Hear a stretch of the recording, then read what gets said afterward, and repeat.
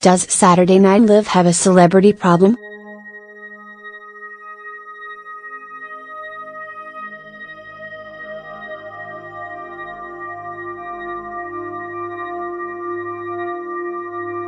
Saturday Night Live has skewered American politics since its inception in 1975, which means it has taken on the Ronald Reagan presidency, the Bill Clinton sex scandal, the 2000 election and its hanging chads, 9/11, Hurricane Katrina, the legalization of same-sex marriage, and multiple wars.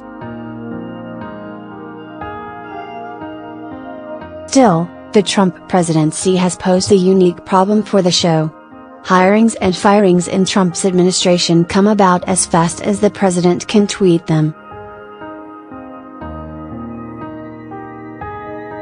The immense number of newsworthy events have placed many people in his inner circle on national television personalities who in a different administration might have gone unknown to the general public, such as Trump's personal lawyer Michael Cohen. It would be unreasonable for SNL to expect its current cast to impersonate all of these characters, particularly given the speed with which they tend to rotate out of their jobs. So, like in years past, the show has turned to outside celebrities to help. It began last season when Alec Baldwin was continually brought in to play President Trump. Melissa McCarthy then played Sean Spicer, while Larry David impersonated Bernie Sanders. None of the show's most memorable moments belongs to regular cast members anymore, the New York Post noted at the time. Maybe not, but the show's ratings soared.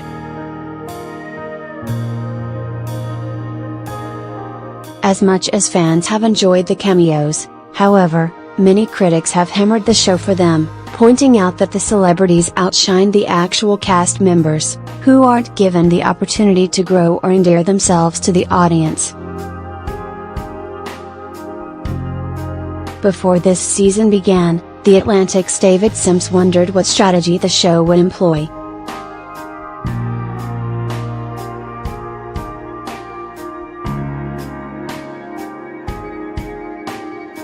Does it double down on the short-term play it made last season, lots of guest stars taking on lots of topical figures, or start to hand roles back to its actual ensemble, in the hopes of building them up with audiences?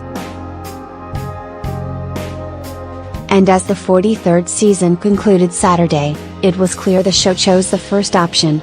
To its credit, it fully admits this.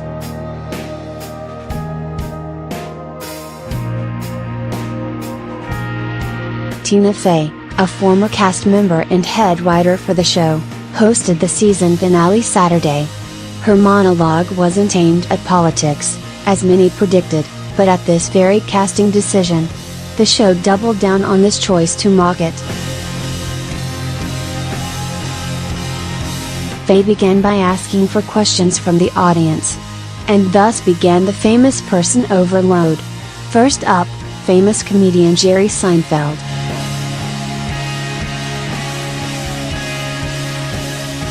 "I have a question," he said.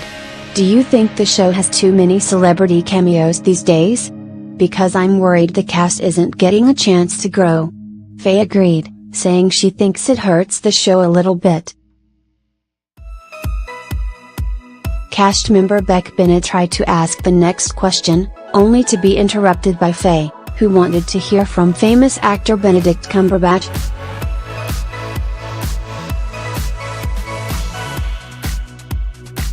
Then, famous comedian Chris Rock, famous actor Robert De Niro, famous former cast member Fred Armisen, famous actress Anne Hathaway, famous actor, musician Donald Glover, famous comedian Tracy Morgan. The bit might hint at change.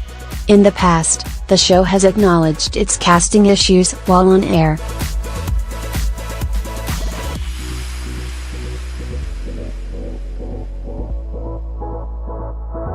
Consider that in 2013, the show addressed the fact that it didn't have a black woman in its cast by having host Kerry Washington portray Michelle Obama, Oprah and Beyoncé, all in the same sketch. SNL hired sketch comedian Sash Ahmed a few months later. But avoiding celebrities might be difficult, as the problem the show faces is twofold.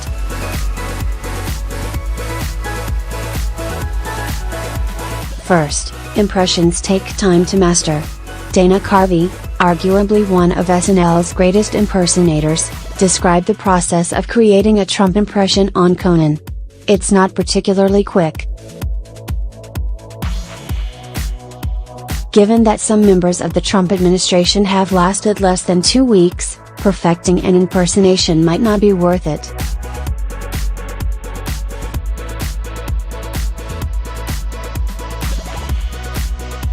Plus, the show doesn't have many cast members who specialize in impersonations as it did in the past with comedians like Carvey, Mike Myers, Phil Hartman, Darrell Hammond, Kristen Wiig, Jay Pharoah and Bill Hader to name a few. Kate McKinnon plays that role now as the show's go-to impressionist. And, luckily, the writers have embraced cross-gender impersonations, which allow her to take on the likes of Jeff Sessions and Rudy Giuliani. But even that trend began with an outsider, McCarthy as former press secretary Sean Spicer. People found McCarthy's performance hilarious in part because she is a woman and Spicer is not. Now, it's just par for the course that McKinnon will impersonate the men of Trump's White House, in part because she's excellent and in part because Trump doesn't employ many women. The other issue created by the number of people in Trump's revolving door of the White House is that most people know the major players' names, but probably not their mannerisms.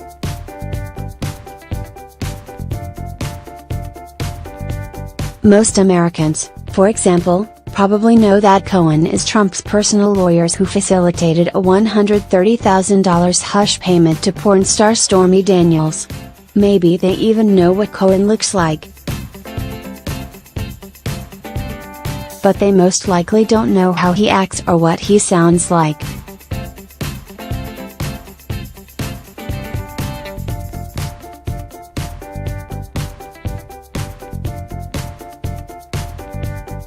So why not bring in a famous actor?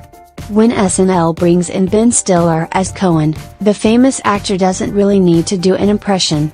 The fact that he bears a resemblance to the lawyer is enough. It's similar to when the show brings in De Niro to be special counsel Robert S.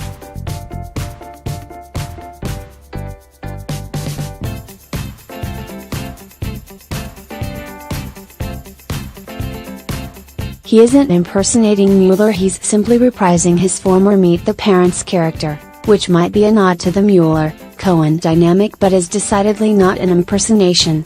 But it works, because he's a famous actor and that's a popular movie. The celebrity cameos, though, are wearing thin for some.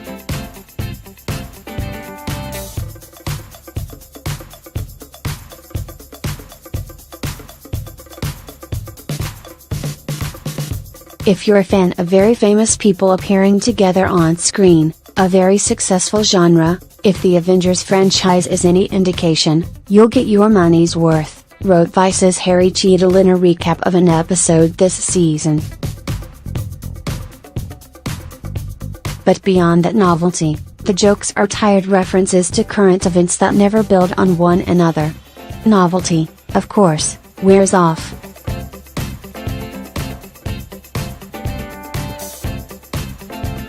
After the onslaught of celebrities in season 43, one cold open included Stiller, Martin Short, Jimmy Fallon, Scarlett Johansson, Baldwin and Stormy Daniels. It's difficult to see how the show could get bigger without actually welcoming the entire cast of Avengers. And McKinnon has been on the show for 7 seasons, which is a long run. It's likely she'll soon follow a new path.